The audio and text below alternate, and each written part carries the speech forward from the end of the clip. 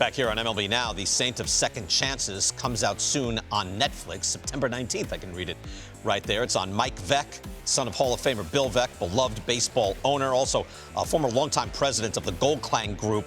They used to have Charleston River Dogs, Hudson Valley Renegades. I used to call Renegades games. Mike Veeck himself joins us now. Mike, it's Brian Kenny. How are you? Couldn't be better, thanks, Brian. The weather's nice here in Charleston. Things are looking good, so it's not quite as hot. How are you? I'm doing all right. It's rainy up here. It's New Jersey, but otherwise it's just great. Mike, I remember speaking to you when I was back at ESPN. Your book, Fun is Good, came out. It's a great book on running a business or living your life. I want to start with that. Like, you've had that philosophy through your life, especially in your second chance, right? You're doing minor league baseball. How did that all go, and how is your philosophy going on that? Well, I mean, after this pandemic, you can imagine that for the first time, fun is good is even more timely. No one's more astounded than I am. I came up with it simply because we were opening the St. Paul Saints 7 miles from the Metrodome. And if I had opened and said, come see great baseball, I'd have been out of business in 45 days. So we decided to dedicate everything to the fan experience, and it worked out. And then we found that it was applicable to any workspace, that, if you make it enjoyable and engaging, people will hang around and talented folks will join you. So it's worked really well at least for us over the last 30 years. Yeah, tell me about what was the peak with the Saints then? Again, you were there, and that's you there on the left, kind of the forerunner of like what became that minor league experience, which is still like so beautiful. What was the high points of that? Well, I think you have to start with Kevin Millar. We signed him. He was undrafted, and he went on to a 12-year career. So that took the caliber of play in independent ball up a notch. But in '96, when we signed Darryl Strawberry, that's when people really stood up and took notes, so that we were always confident that we could deliver a pretty good fan experience, a lot of laughs, good customer service. But when Strawberry came, and hit 18 home runs in 29 games, went to Columbus and hit 3 over the weekend, and then joined the Yankees and hit 11 and won a championship, that really suddenly said to people, we started getting scouted. Obviously, Jack Morris pitched for a half season for us. So that was really a high point when people started to sit up and pay attention to the baseball. How much then, again, you're talking about kind of rogue baseball operative, does come from Bill Veeck? Like, why is that in the bloodline? I think that, going back to my grandfather running the Cubs for, 14 years, he recognized that if you simply cater to the pure baseball fan, 35–40% of your seats are filled. Doesn't matter what you do.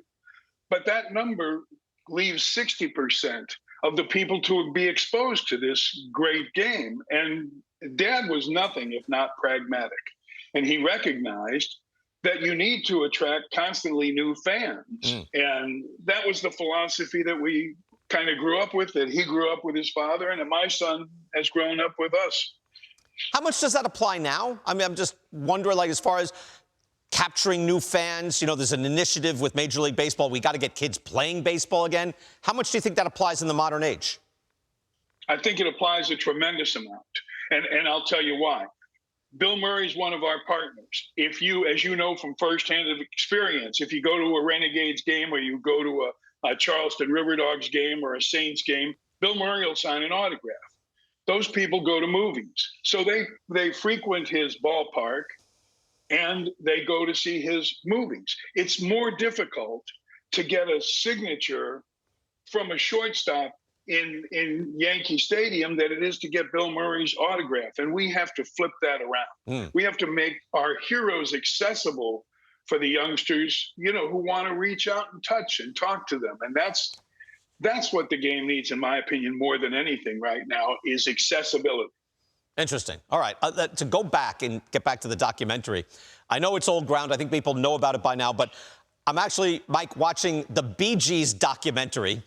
And they're talking about the Bee Gees and how big they are, and then in comes Disco Demolition Night to kill disco. Like, what's your view of it now? Well, I look back and I say, today And through today's lens, I would never have done it. But it was so tongue in cheek. You know, we'd done a month before, we'd done a disco dance contest, drawn 22,000 in a year when we were averaging 15. So it just seemed natural to go the opposite way and have a night for people who loved rock and roll and didn't like disco. So you know, it wins the best promotion of sports every year and the worst. Right. So I don't really know how to behave. So when you were going back and this documentary is being made and you rehashed that, what did you learn about, like, even exploring or hearing from different people about that time?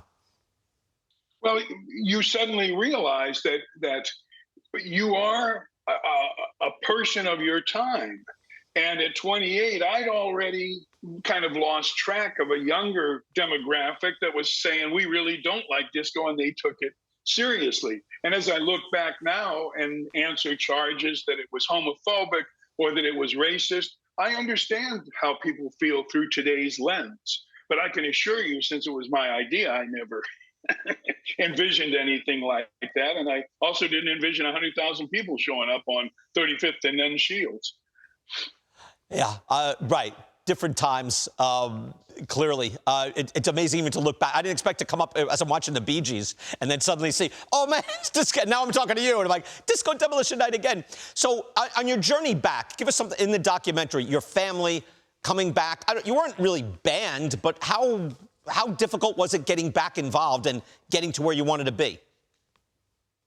It was for 10 years, it was terribly difficult. And then Roland Hemond was on a flight with Van Schley, and they just purchased the Miami Miracle. Bill Murray, Van Schley, and Marv Goldklang. And Marv called me, as he said the other day, you know, we were partners in desperation. And, you know, I hadn't had a job offer in 10 years. Nobody returned any calls. And suddenly I had a ball club in the Florida State League to run, and I could start trying to rebuild, you know, what I laughingly call my career. But looking back, I can tell you, Brian, you look back at this and, you know, I played my dad in a couple of scenes in this, and I wasn't right for 2 weeks after I got home. I was like, holy cow. It really brings a lot of things to the surface that, you know, maybe I didn't deal with, and certainly didn't deal with the right way. But it was a cleansing experience. That's what I'll call it. I mean, my soul felt refreshed after. Well, it's good. It's good to see you again. Good to hear from you. Can't wait to see it again. This is going to be out on Netflix in September. I look for Saint of Second Chances again. Anything to get in the soul of baseball, and you're a foremost proponent of that, Mike. So always a pleasure to speak with you. Thanks so much. You all have a good day. You too.